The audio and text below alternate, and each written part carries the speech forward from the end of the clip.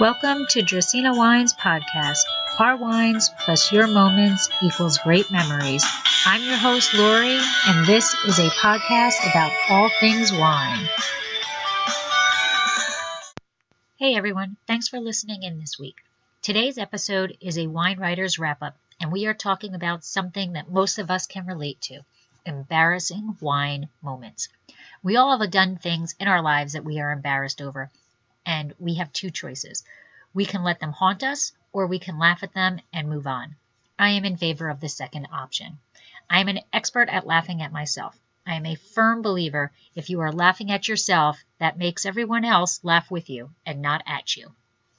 Before we get into the podcast, I have a few favors to ask. If you aren't already following us on the socials, please do. We can be found on Twitter, Instagram, Facebook, and Pinterest as Dracaenawines. I'd love to talk to you on those platforms.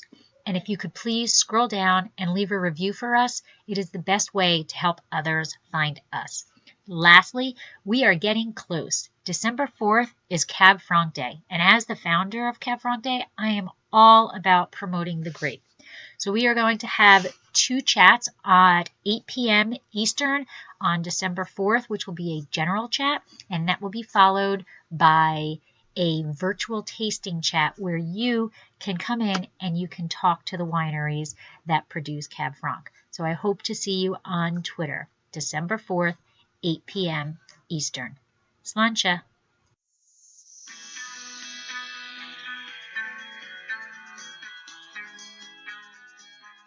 Hey, hi everybody. Welcome to this month's Wine Writers Wrap-Up.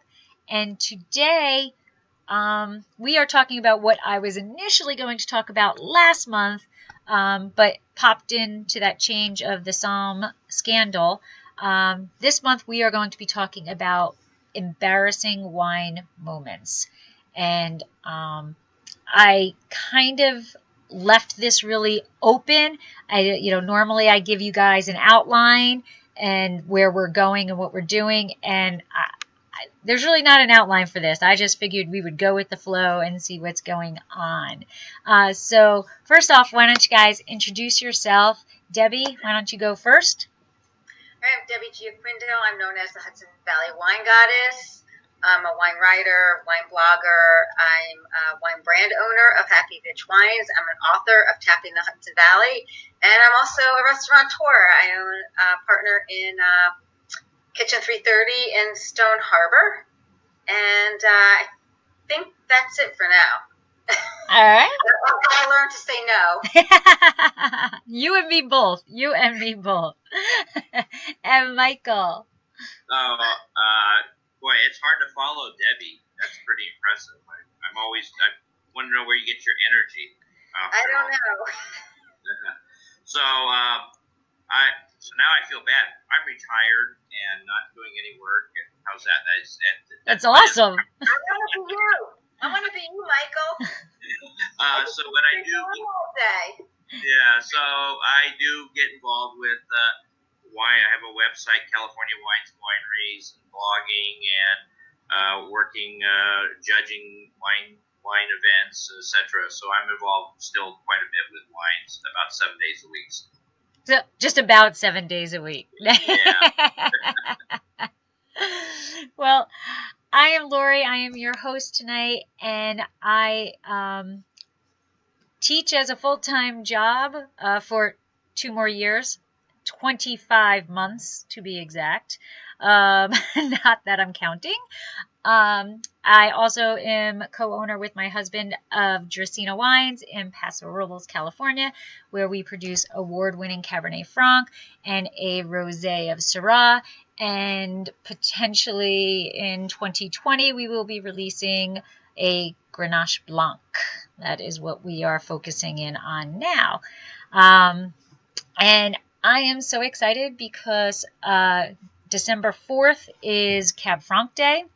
So it is coming up, and I am so honored because Saturday I get to go to Hungary, and I will be talking in Villeneuve to the Franc and Franc conference, and Mike and I will be talking about Cab Franc in California and Cab Franc Day. So That I will is be like there such for an a week.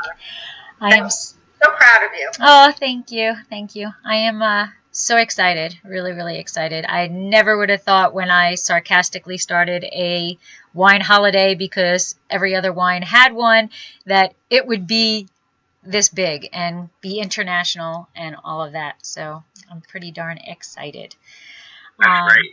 Thanks. So now the really important stuff. Michael, what are you drinking? Please don't say water. Because I had so much difficulty logging on, I never got any wine, so I have nothing. Oh, Both hands empty. Both hands empty. Sorry. Oh no. All right, Debbie, you got to rescue me. What you got? I don't know if I can rescue you because I know you have something. I already drank. It's a pecorino. Oh. It's really, really, really good. P for Wine for Bet Street. All right. Next round. Next round. This is really good. Awesome. It's Verzo Pecorino Terra di Chieti, 2017, I think. Yep, 2017. Really nice. Wow, awesome. And I am drinking something that is a first for me. It is a sparkling Riesling Sekt. Oh, nice. It I've is. had it recently. Have you? I did. A restaurant customer brought me one. Oh. And I was very surprised how much I liked it.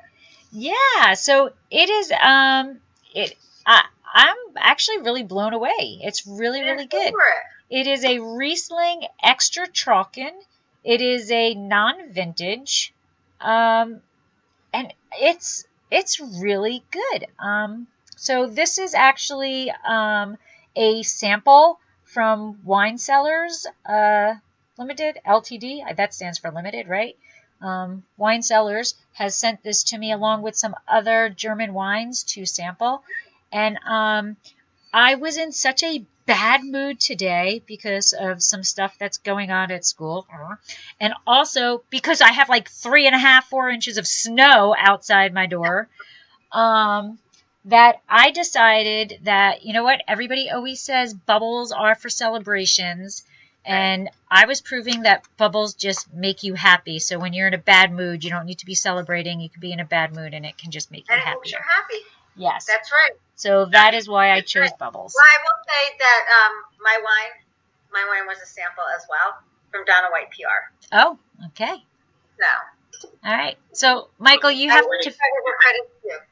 Yeah, Lori, is that wine, that Riesling sparkling, is it very sweet? No, it is dry. Really? It is dry. It is a crisp apple. It's really beautiful. I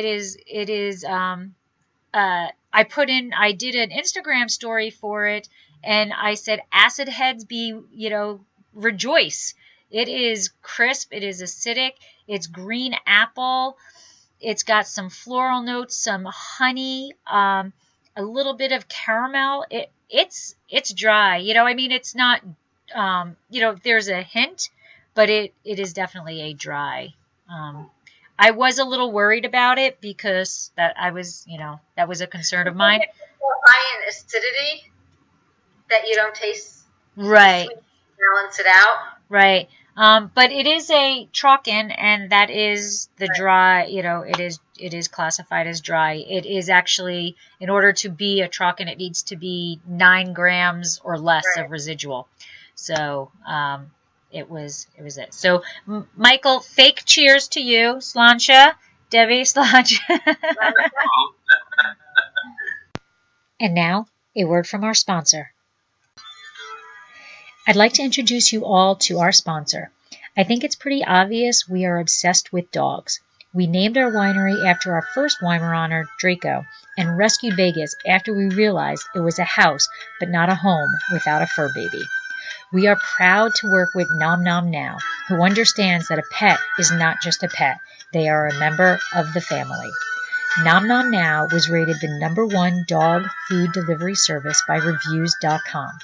All meals are delivered fresh, not frozen. There is always free delivery, with weekly, bi-weekly, and monthly options available depending on location to the 48 contiguous states. And now, Nom Nom Now has a special limited time offer. Get 20% off your first order that includes samples of all of the recipes to make sure it is the right fit. Individually portioned meals are measured to suit your dog's caloric needs. Nom Nom Now offers 5 fresh dog recipes: pork, chicken, turkey, beef, and veggie, and 2 flavors of treats, beef and chicken. They even provide discounts for multi-dog households. If you love your dog as much as we do, why not show them with 100% designed and dedicated fresh dog food that is hand-prepared in their kitchen that meets all FDA requirements? So to find out more about Nom Nom Now and to get your 20% off your first order, head to rebrand.ly/Dracena Nom Nom Now. That's rebrand.ly/Dracena Nom Nom Now. And by the way, they also have plans for cats. I have to give credit where credit is due. I am never one to steal ideas without giving credit to the people. But one of the podcasts that I listen to on a very regular basis, and I look forward to listening to every week, is the Wine to Five podcast. And that podcast is hosted by Stephanie Davis and Valerie Caruso.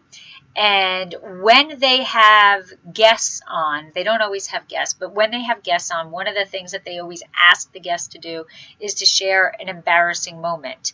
And I always think that that's awesome. And I personally tell my kids all the time that when you do something embarrassing, it's only embarrassing because you're nervous that everybody is looking at you and everybody is, making fun of you. If you can laugh at yourself, then it's no longer embarrassing. So I tell them, I'm like, when you trip in the hallway and everybody's laughing at you, roll over and laugh at yourself. You fell. It's funny, So if you can laugh at yourself when you do embarrassing things, it's no longer really embarrassing. And I think when you add alcohol to the mix, there's probably a lot of embarrassing moments. So thank you to Stephanie and Valerie for coming up with the idea. And so that is where I got this idea from. And I thought we would share embarrassing ideas, but I also kind of scoured some well-known people in the wine industry and found out some of their embarrassing moments also, and I thought we could just kind of chuckle at them and ask what you would do in that situation. So you guys up for that? Sure. All right. So this is wine. This is actually a winemaker, Michelle Dupree, and in her words, "It was an evening a very long time ago when I was learning how to fill barrels for the first time. It's not a difficult thing to do. It honestly is not a difficult thing to do. But as soon as I started reading this, I knew where it was going because there is something that that can happen. But in my defense, I didn't have the greatest equipment for a first timer. There were a few spills. Spilling wine feels terrible, and you're wasting. You're crying over the spilt wine." And it sprayed all over myself and other barrels' walls. It was embarrassing to have such a mess, but the real picnic was after she spilled all of this and sprayed herself with the wine, she was pulled over by a cop for a broken tail light. And she had to explain why she and the entire car smelled like Merlot. And how she was covered head to toe in wine. That's funny. So I'm thinking to myself, what would you do? You're covered in wine and you're driving and you get pulled over. What do you do? There's a good explanation for this. I guess. Michael, what were you going to say? No, I was going to say, you can't backtrack on that at all. I wasn't drinking. I mean, wine just fell on me. I don't know where it came from, It's going to be That'd be a fun story to listen to, I think. Right? I kind of knew she was going that it got sprayed all over the cell over because as you're filling the barrels, it is pressure. There's pressure going through, the pipes to fill it. So I knew it was going all over. But when she added the car, I'm thinking, they always say everybody always says, I only had one. But she's covered in it. And I guess she could still walk the line and do that stuff. But that would be an interesting one. So anyway, Debbie, do you have one for us? I sat here before with my husband. I said, I got to go on this thing of most embarrassing wine moment. I know I've had a few, but I can't remember. And he goes, I know you've had some, but he goes, I can't remember either. But one that sticks out was the first wine bloggers conference I went to. Okay. And this was, I think it was the second wine bloggers conference that they had. And I was tasting a wine, and I said to the woman, I said, oh, how long has it been in the barrel? And she goes, this isn't barrel aged. I was like, oh, okay. And I walked away, and I go, it's malolactic that I taste. Oh. Not the barrel. She could have answered that a little bit nicer. I mean, that's not. We were at a tasting in a winery, and my mom is 100% Italian. Not that this at all looks Italian. I definitely take after my dad, the Irish Scottish end of it, but Italian wise, I talk with my hands all the time. And so we were at a winery, and I was doing my little talking, whatever, and I took the glass out, which they don't pour that much, but it was she had just poured, took the glass out, it went flying, and it went off the back of the tasting thing and then shattered all over the place, and I was kind of mortified. I was like, oh, I'm so sorry. Well, I've done that too, knocked bottles over and glasses over very easily. Just ask my nephew in talking at the table when I was staying at my sister's, and I went to go kiss him goodnight. I went like this and just dumped the whole glass of wine. So now the joke is when I stay at my sister's, when they go to bed, and he's a freshman in high school, I'm like, do I get a hug and a kiss goodnight? He goes, where's your wine? Don't spill the wine. Oh, I've actually smacked somebody trying to give him a hug with my hands, All right, Michael, what you got? Come on. Well, I could only think of one, but it's a doozy. It's all right. Good one.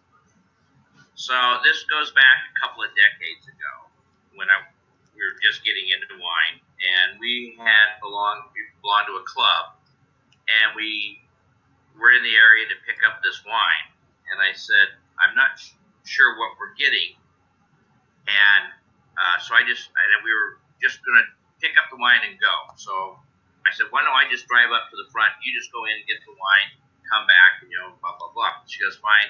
And she does, and these guys are bringing out all this wine, and we picked up like $1,200, $1,400 worth of wine at the time.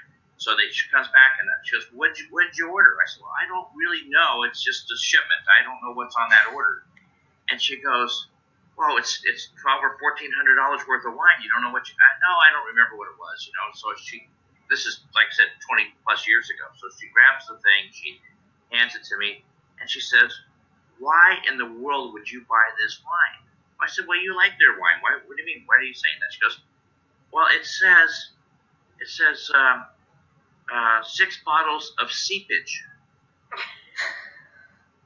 I said, 6 bottles of seepage? Why would anybody name their wine seepage? This doesn't make any sense to me. We're paying $80 a bottle, again, 20 years ago, for seepage. And she goes, seepage? What are you doing? I think you got this thing goofed up. And we started having this conversation. So I call the guy that I knew at the winery, and I said, what's the story with seepage? It's not seepage, it's sapage. And to this day, when we've traveled over to France and everywhere, every time we see seepage on a wine list, we fall over laughing. It's kind of like a Christmas Story, Fragile. So that was the most embarrassing thing. Both my wife was embarrassed, I was embarrassed when I talked to the winery, and then over the years, Well, now it's a joke. See, you got to be able to laugh at yourself, right? You got to be able to laugh at yourself. Man, you guys can only think of one. I can. I'm having a big brain fart on this one. And I know there's a lot. If you ask my kids, they'll tell you.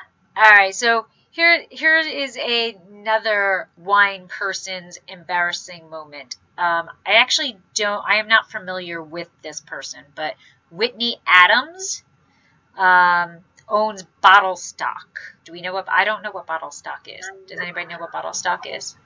I don't know. I'll Google it. She says, my most embarrassing wine moment happened more than once, sadly, are when I splatter myself and my face with wine from a spit bucket full of my and other people's wine slurps in front of the winemakers and my fellow wine professionals. It feels as disgusting as it sounds. Sometimes the buckets get a bit full and you're attending, the big tastings, and if you're not paying attention, splash. And I will say that happens all the time to me. Oh, yeah. I spit, and like you try to spit. First of all, every time I have to spit, one of the reasons why I usually always wear my hair in a braid when I go to wine tasting events is because I'm always tired of having to do this in order to spit. And then you spit and you come up and you're drooling. Drooling? I know. And the napkin. Mm-hmm. Yeah. The drool on the cheek, and then you look down. Somebody else, and it's like, okay, do you go first or does he go first? Right. So oh my God, when we were in Bordeaux, Ryan and Fabian, we were joking because at the tastings they didn't have the buckets on tables. They had, and I had never actually seen this before. They had stand-up spit buckets, like all over. You know how like when you go to a place they have garbage pails kind of all over the place? They just had these spit buckets all over the place, and they were stand-up ones. And multiple times we go spit, and there's somebody else there, and you're like, you're like pointing to each other. So we were laughing, and I videoed Ryan and Fabian. We did a little story of them walking up to each other, swirling, and then having a conversation over the spit bucket with the spit, with the wine in their mouth. But yeah, I mean, you can clock heads. You can, like you have to really pay attention. They can be dangerous. They can be. Death by spit bucket. And there was also, this wasn't embarrassing to me, I just couldn't believe it happened. There was a woman there with, and I think I mentioned this on another Wine Writers Wrap-Up, there was a woman there with a baby, like legit baby, like this, and she's spitting over the baby's head, and all I kept thinking was, you're spitting on your baby, like like she spits and then she wipes the baby's head. She spits and she wipes the baby's head. Yeah. Like a baptism? I guess so. So I don't know. Yeah, the spit buckets, sidebar from embarrassing moments. Do you use the spit buckets? I do. Yeah. Because I usually don't bring my own cup. Like, I got to learn to do that like Catherine has taught me. I have started to bring my own solo cup. Yeah, I got to remember to do that. Yeah, I have started to bring my own solo cup because, they have the wine glasses. And sometimes if I don't have the solo cup, I will take 2 glasses and then I will spit in one and then dump. But I personally don't think people want to see my, you can see through wine glasses. Other places only give you 1 glass, so that's that's a problem. But that leads into another embarrassing moment. Having 2 wine glasses, one that you're drinking out of and one that you're spitting out of, and kind of, I'm a ambidextrous person. I do a lot of, I can write both righty and lefty. Sport-wise, upper body sports, I play righty. Lower body sports, I play lefty. I eat as a lefty. So when I'm at these events, I've got 2 glasses in my hand, and yeah, it kind of might have happened once or twice. Just a little blend, huh? Just maybe once, twice, and then I realize it. I'm like, this is not right. Yeah, you couldn't quite figure out what year that was, or what varietal it was. Yeah, this has a little odd, what exactly am I getting here? Yeah. But yeah, that's kind of embarrassing, but, I'm sure I'm not the only person who has done that also, or I'd like to think not. So come on, guys, you don't have any other embarrassing moments? I'm telling you, you'd have to ask my kids. I must have blocked them out of my mind. I guess I'm just like the fool that totally makes a mess out of things. Whatever. I make a mess out of a lot of things. You're not the only one. You're not the only one.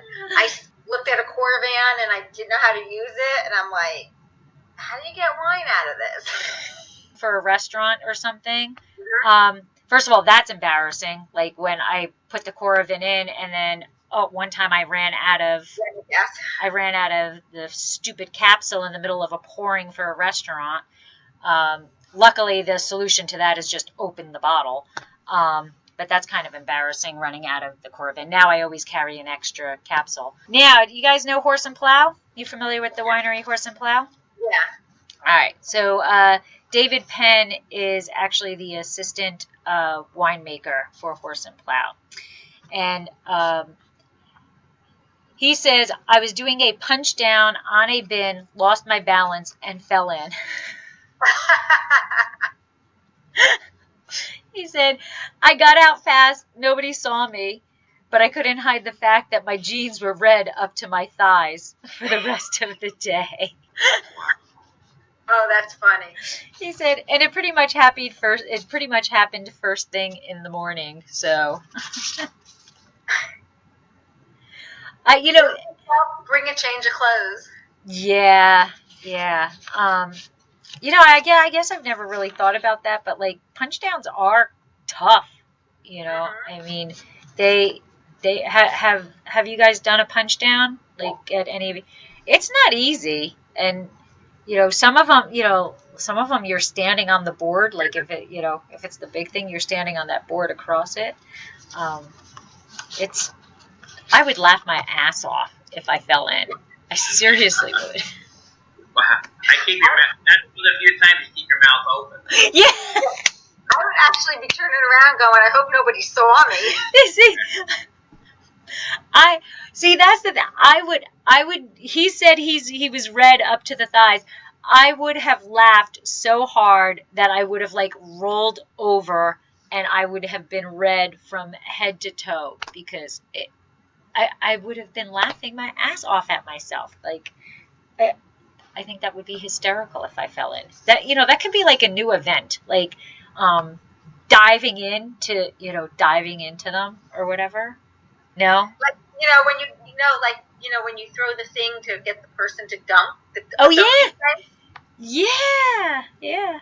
So that was in what is the Sideways and then the second book. I know what you're talking about, the second book. Yeah, did you read it, Michael? I did. You read it, Debbie? No. So the second book, there's something like that in the second book, that Miles climbs up a thing and dives. Oh, yeah. Dives into it. Do you like to read? Oh, yes. So there's libraries all over. It's I again laughed so hard in that book. I wrote a blog post about it, and I called it The Roller Coaster of Books. because one moment you're laughing hysterically, the next moment you're like, oh my God, and then you're back laughing. But in the book, they're traveling and they go through Fresno. So I was laughing hysterically. It's kind of like why I liked, oh gosh, I'm blanking on that too. The HBO, James Gandolfini. Vertical? Yeah, Vertical. Yeah. What the heck is the HBO show with that was James Gandolfini, all of the mobsters? Well, that was filmed all around here. Like that was in Lodi, that was I know exactly what you're talking about. Yeah. That was all in Lodi and Hasbrook Heights and all around here. So that's one of the reasons why we watched it so much, was because, we would watch them filming it. The Bada Bing actually is in my town. It's like a mile and a half away, so we would watch it. But so reading Vertical, them going through Fresno and then really describing actual things in Fresno, I was laughing. But Michael, grab it if you can. It's a funny book. It's a quick read. It's a quick read. And now, a word from our sponsor. Hey everyone, I want to share with you a new way to make your meals and save money. The Dinner Daily makes delicious dinners easy and affordable for busy families and couples with their customized weekly dinner menus based on your local store sales. Choose the foods you like, select your menu size, and tell them where you shop. You'll then get personalized meal plan based on your preferences and your dietary needs. And they check out your store's weekly specials, saving you up to $1,200 a year. Each week, you'll receive your customized meal plan for 5 great dinners and the shopping list, making it easy for you to get all the ingredients in one shopping trip. The recipes and lists are created by checking your local store specials, allowing you to truly save money on groceries. If you don't like a recipe, you can easily switch anything on your menu. Use your store's online shopping and delivery service, or use their one-click ordering for Peapod to save even more time. So use my link, rebrand.ly/Dracena Dinner Daily, to try the Dinner Daily for 2 weeks at no charge, and you can cancel at any time. That's rebrand.ly/Dracena Dinner Daily to save time, save money, and save your sanity. All right, so this person, Gal Zohar. This was a sommelier. I was once flown to Sardinia for a 50th birthday. How nice is that? He gets flown to Sardinia to work. One of the host's presents was a custom-made decanter. I was asked to use it, so I took it away, and a second later, it was on the floor in a million pieces. Ouch. Eek, eek, eek. All right. This person has 2. Actually, one is an embarrassing moment that happened not to him, and then the other one happened to him. And this is kind of sort of worse, than what happened to you, Debbie. So Stefano Petta was working at hotel. I have no idea how to say this. Switzerhof Bern in Switzerland. Okay. I had a very confident customer who wanted to impress everybody at the table. He ordered a Rero Arnese from Piedmont. I brought the bottle, and he started laughing at me and then insisted, "Why on earth are you serving a red wine in a wine bucket?" Wine bucket? He's like, So he was very embarrassed to have discovered that, an Arnese is a white wine. Kind of tough to impress if you are ordering a white wine when you think you're ordering a red. So Has anybody done that? Like thought you knew what the wine was very impressively? This is talking about it, whatever, and then found out it wasn't that. Not really. No, man, you guys are. Well, you guys are trained in this. I'm a neophyte, relatively. I'm not trained in this at all. So I'm very cautious about what I say. So I tend to be a little bit more. I can stick my foot in my mouth on almost any other occasion, but I'm a little bit. I walk on tiptoes around in wine circles. Really? You know what? I have to tell you though, I do too, because I feel that sometimes embarrassed because maybe I don't know and I don't want to misspeak. And sometimes when the people that I'm around, if I ask a question, I feel sometimes that maybe they'll laugh at me. Oh. You know, so. I will say there are, for as many people that are nice in the wine industry, because I think it is a very wonderful industry to be part of. I can see that there's a lot of, there's not the term wine snob for nothing. But, and I don't think you can't know everything. Everything's always evolving. And everyone's at different levels of knowledge. Right. And you get that knowledge just by trying and reading and research and... I guess I kind of was that way in Bordeaux. When I went to Bordeaux, I didn't know a single thing about it. When I won, I went into like panic mode and study mode. Like, I started reading everything about Bordeaux wines. I was taking French lessons. Not that I needed that, but I was taking French lessons. And then when, the first night we were there, they did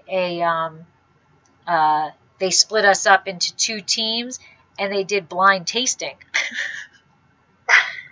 And they wanted us to claim what, is this left bank, right bank, is what, what appellation is this, what is this, what, I'm like, so I kind of stayed quiet with that, I was a little better with not an actual vintage, but, is it an older vintage or a younger vintage? I was, decent with that because, that's other stuff. But yeah, I get it. It's not always so easy to talk out if you're not confident, but I guess I assume you're doing this for a living for a professional level, right? Mm-hmm. Whereas this is an avocation for me and a hobby as opposed to. So when I'm around the sommeliers and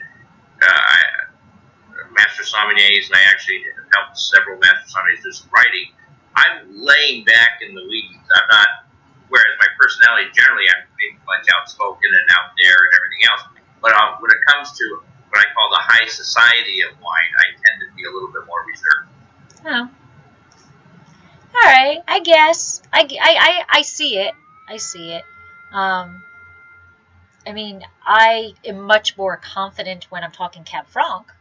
Give me a, blind tasting type thing. We were doing blind tastings and they're like, oh, I think this is a Cab Franc. But I'm like, this is not a Cab Franc. I guess everybody has their specialties. But I guess no matter how much knowledge you have, there's always going to be somebody who has more knowledge. Right. No matter how great of an athlete you are, there's always somebody who's going to be more athletic. But Michael, do you feel that, and Debbie, both of you, do you feel that I don't want to use the word intimidated. Are you choosing not to speak up, or do these people present themselves as don't talk unless you're 100% sure type thing? Do you understand what I'm saying or asking? No, I don't think so. Well, first off, obviously with Irish heritage, I'm obviously going to speak out. So, that's not the issue. So, and you can relate to that. So, but the question is, I just, like when I do a lot of fact checking before I write any stories and things, just to make sure that I'm, spot on. Not that I can't make a mistake. I'm just saying I want to avoid the simple or dumb mistakes as best as possible, I guess. But nobody's ever come after me. Whether, to your point, I think there is a really good crowd within or a level of I think the better people in the industry understand that you'll never get to a certain point of expertise. You're always learning and learning and learning and learning. And I think that's the thing it's an endless journey in the wine business and wine knowledge. You can never learn enough, and that's why I just try to focus on this little thing called California, and that alone gets you going in 1,000 different directions. I was at a meeting last night, and they said, well, you ought to go down to the Central Coast, and we have some friends down there that knows a bunch of wines, and blah, blah, blah. I said, I can't get to everybody that's already asking me to come see him up here in Northern California, let alone get to the Central California. And that's, it's just amazing because it's so, I know that Northern California has gotten a lot of intensity, but it's the same thing. You can never get to all the people, to all the knowledge, and experience all the wines and the breadth of wines and that knowledge base because you're running out of time. Right. You cannot get to it. Right. I think it depends for me on the people who I'm with, knowing their personalities. Right. When I'm with other people, I always tell them no question is a dumb question. So I'm more apt to ask, but there's times where you just don't feel comfortable enough because other people make you feel that way. So, Right.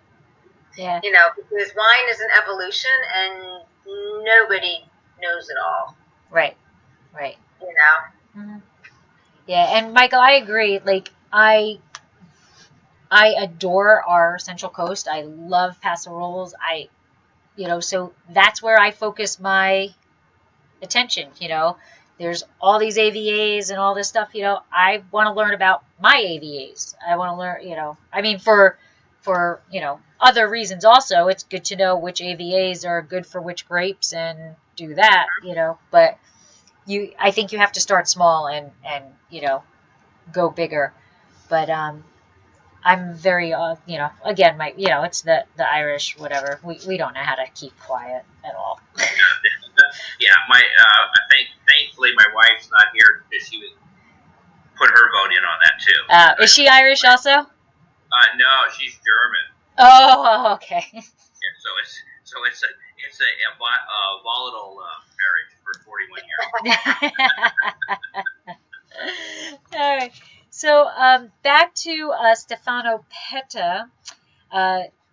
He actually his embarrassing moment was while he was decanting a Chateau Montrose 2001 over a candle, and he actually caught the label on fire.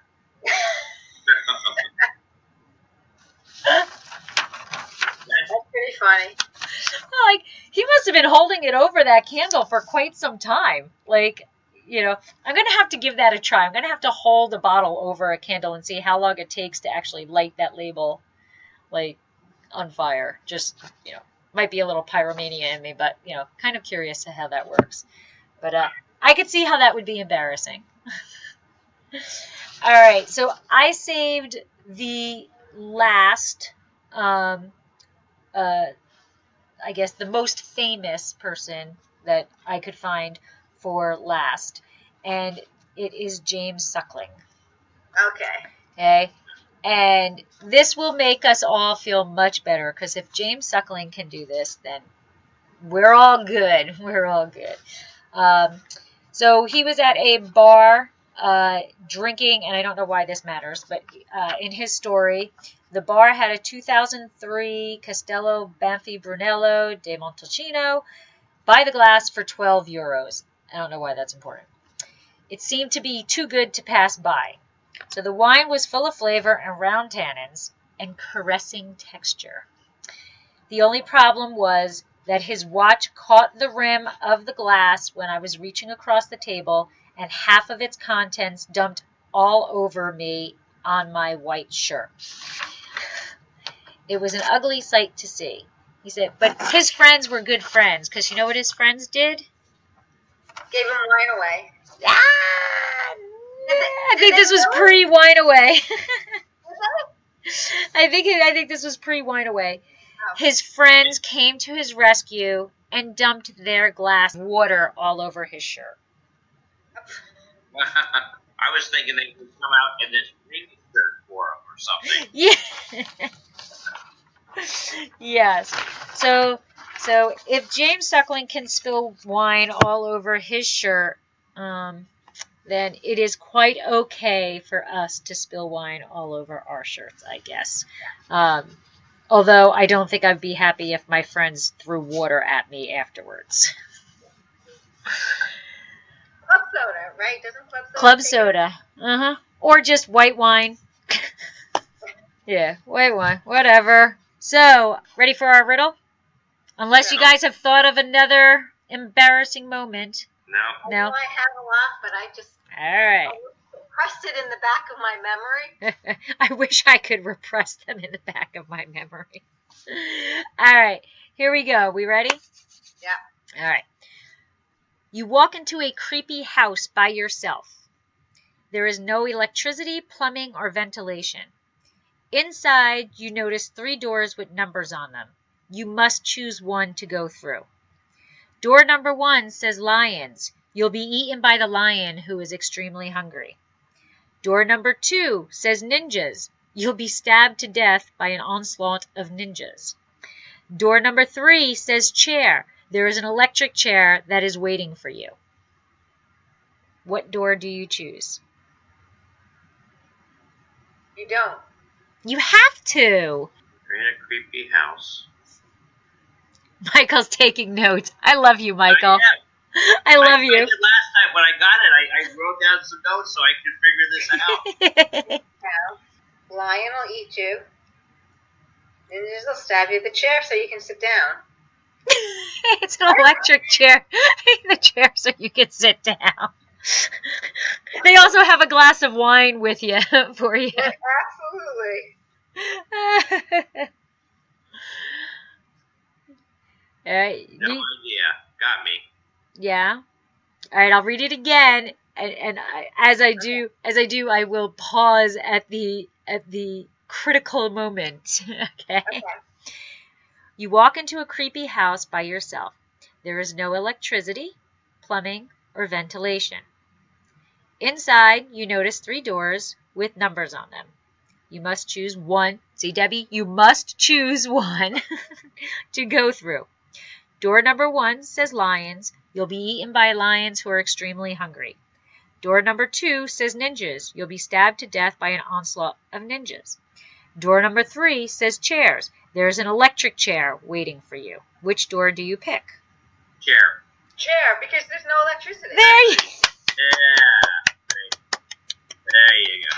See, it's all in how you read it. Where, where you put that emphasis or where you put that pause. Well, I picked chair the first time. Yeah, because you just wanted wine. Yeah. Yeah, you thought it was a sit-down bar. Yeah. It is, because there's no electricity for the electric chair. Yep. No electricity for the chair. Very good. All right. So, I am actually going to take December off from Wine Writers Wrap-Up because it is just such a hectic time for everybody I know. So we're going to move over and we will go into January, and I'm not gonna lie, I don't know what the topic is yet. I have like 6 topics that I have prepared. I just don't know which one I'm going to be in the mood for in January. So we will take a little holiday break, a hiatus in December, and I hope everybody has wonderful holidays. But this is give you 1 minute or so each to say whatever you'd like to say. Let people know where to find you if you're doing anything that you want them to know about. So, Michael, you want to go first? Yeah. So I just published today an article on LaRue Winery, and it's a 35-year-old woman winemaker went to Cal Poly, and she makes wine for another 5 different wineries. And I met with her last Friday, and she's up in Sonoma, and she's very, very sharp and makes some excellent Pinots and Chardonnays. She also does other things such as cabs and salt blocks. But supposedly there's a Cab Franc buried somewhere in one of her wineries, so I'm going to check that out at some point. But that's in California Wines and Wineries, HTTPS, California Wines and Wineries. Awesome. And I have one question. A plug for you on the wine alphabet. When's the next one? We're taking a hiatus too, from November, and then December will be. It should be December 17th. Yeah, we're doing Roussanne, so December 17th. December 17th. Lots of Roussanne in the cellar, so I'll have some. Awesome. Yeah, so December 17th, Roussanne. We'll be taking a hiatus from Wine Writers Wrap-Up until January. And Debbie, what you got to say? I want to wish everybody a great Thanksgiving. Yes. It's time for, to spend with your family, your friends, and just enjoy. My birthday. And it's Lori's birthday. For some really good articles coming out soon on my blog, HudsonValleyWineGoddess.com, and you can always catch me on Facebook and Instagram, see what I'm drinking, and Twitter and Pinterest. But most importantly, enjoy the holidays with your family. I had a quick question for you, though. Sure. For Debbie, where is your restaurant? What city? It's in Stone Harbor, New Jersey. And I am Lori. You can find me all over social media at Dracaenawines. I am like to talk again. December 4th is Cab Franc Day. So please join us in our chat. We're actually having 2 hours of a chat. The first hour is from 8 to 9 Eastern Time, and that is a general chat. So just go grab yourself your favorite bottle of Cab Franc or a new-to-you bottle of Cab Franc, or I don't know, a Dracaenawines Cab Franc, and join us. We'll just be asking general questions about Cab Franc and, talking to each other, just sharing the Cab Franc love. And then from 9 to 10, we are actually having 11 wineries who are participating and submitting samples to some bloggers. And these wineries will be on Twitter, and you can ask them whatever you want about Cab Franc or about themselves, about the winery themselves. And this year we have wineries from Central Coast, so Paso Robles, we have Napa, we have New York, Australia, and we have South Africa.